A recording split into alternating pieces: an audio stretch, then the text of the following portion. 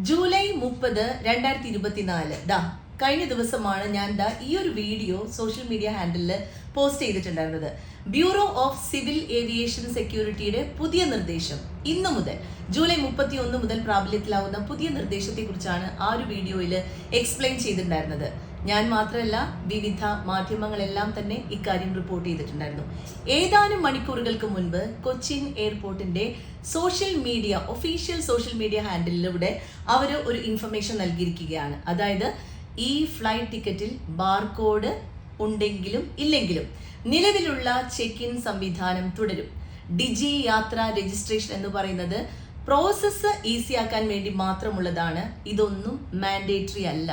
അതായത് ടെർമിനലിലേക്ക് പ്രവേശിക്കുന്നതിന്, ചെക്ക് ഇൻ ചെയ്യുന്നതിന് ഇതൊന്നും മാൻഡേറ്ററി അല്ല എന്നുള്ള കാര്യം കൊച്ചിൻ എയർപോർട്ട് വ്യക്തമാക്കിയിരിക്കുകയാണ്.